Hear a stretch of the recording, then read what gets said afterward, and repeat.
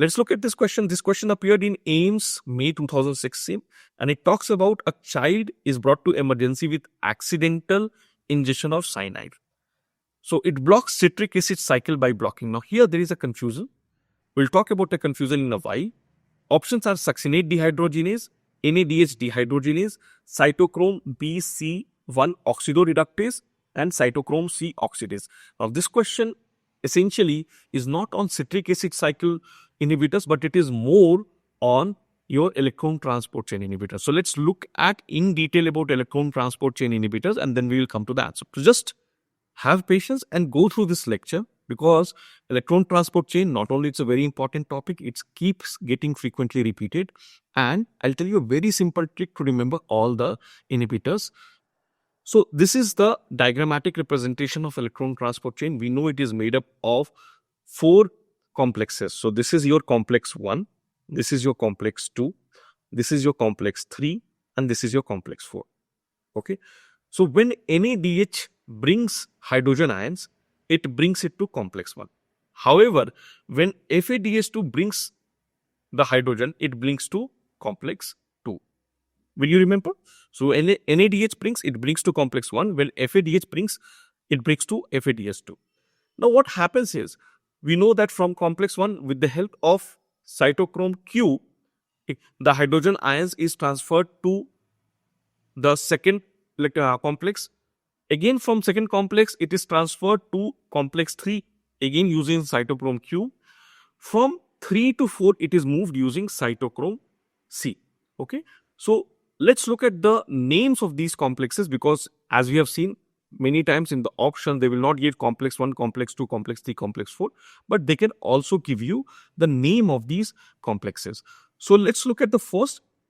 So first is very simple. So the first is NADH dehydrogenase. Okay. So complex 1 is called as NADH dehydrogenase. What about complex 2? So complex 2 is called as succinate dehydrogenase. Okay. Complex 3. So complex 3 is called as cytochrome C reductase.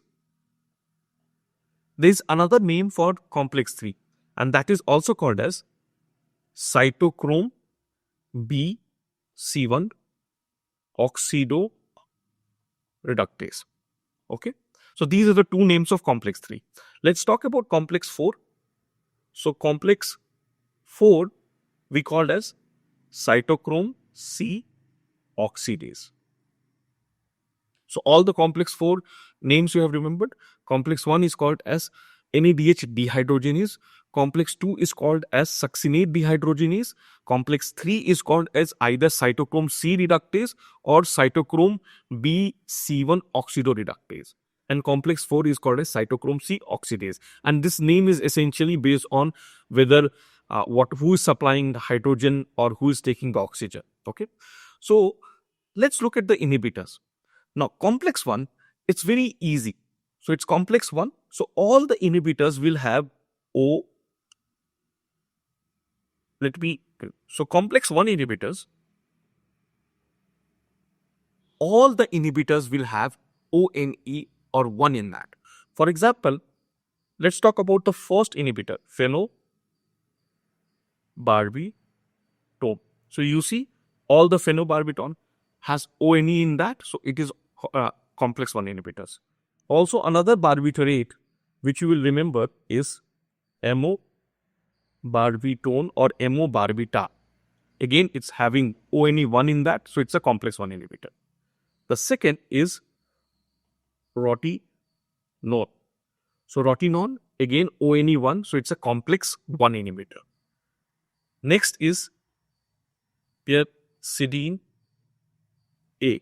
So again, pyridine A, very simple. If it is A, then which means 1. So it's a complex 1 inhibitors. All complex 1 inhibitors, can you remember? Very easy. Let's look at complex 2 inhibitors. Okay. So one is succinate. We know it is called as succinate dehydrogenase. So what is a competitive inhibitor of succinate dehydrogenase? So remember, malonate.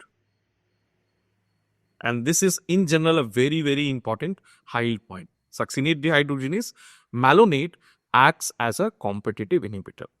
Let's look at other complex 2. So complex 2, which means B. So one will be carboxym. Okay, B and TTSA. See, you have two T's. So again, it's a complex 2 inhibitor. Easy to remember in examination. You will not get confused. So complex 2 inhibitors. First is because it is called as succinate dehydrogenase. We know from our biochemistry that malonate is a competitive inhibitor for succinate dehydrogenase. So malonate is one and carboxyn and TTFA. Let's look at complex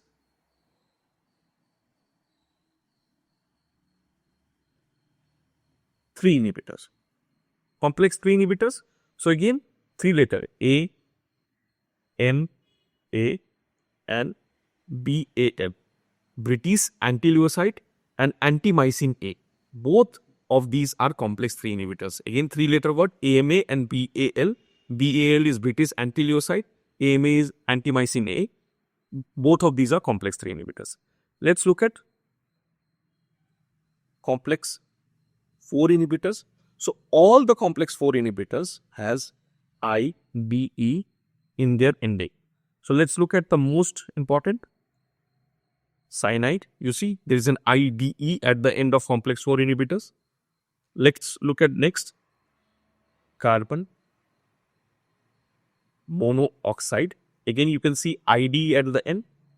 The third is hydrogen sulfide, again IDE at the end, and sodium azide, again IDE in that. So all the complex 4 inhibitors will have IDE at the end. So these are about complex inhibitors, complex 1, complex 2, complex 3, complex 4. Apart from this, again from electron transport chain, you have to know 2 other important inhibitors. So the first is ATP synthase. So there are 2 inhibitors which will inhibit ATP synthesis. Okay. So the first one is oligomycin and the second one is atractoside. Now, what is the mechanism by which oligomycin inhibits the ATP synthesis? It inhibits the entry of hydrogen ion. Okay.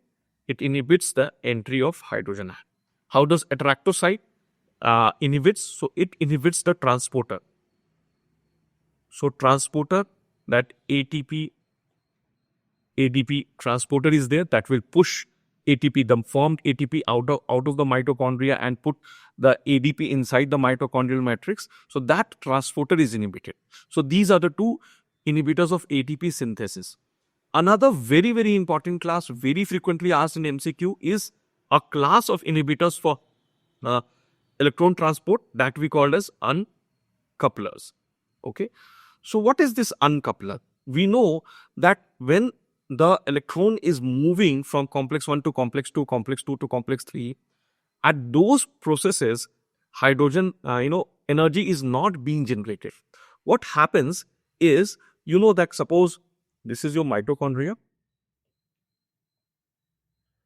and this is the inner mitochondrial membrane, and as electron is passing, what essentially does, it pushes out hydrogen ion. And we have learned about the chemoosmotic theory that this hydrogen ion, when it returns back through the ATP synthase, it generates the energy. Imagine a situation that this hydrogen ion, this inner mitochondrial membrane, is impermeable to hydrogen ions. So hydrogen ion cannot directly come back. It has to come back through ATP synthase. Imagine a situation where this inner mitochondrial membrane becomes permeable to hydrogen ion. Okay?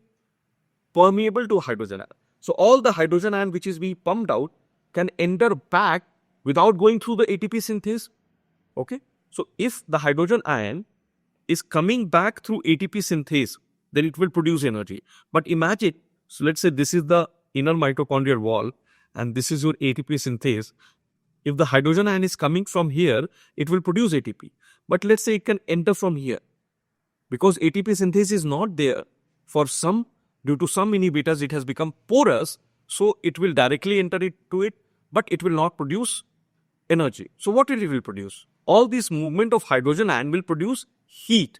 So uncouplers, very interestingly, they are a part of our physiological mechanism also. So we have something called as physiological uncouplers and pathological, which means some chemicals which can also do the uncoupling. So what are the important physiological uncouplers? So free fatty acids or brown fat can be a very important physiological uncoupler. Then hormone like thyroxine. Third, you can also be thinking of thermogenin. This works on uncoupling protein 1. So these three are very important physiological uncouplers. Okay. What is pathological uncouplers? So because they will cause reversible uncoupling. Okay. What are pathological uncouplers? So very important here, 2,4-dinitrophenol. DNP, do not produce, you can remember it, do not produce energy.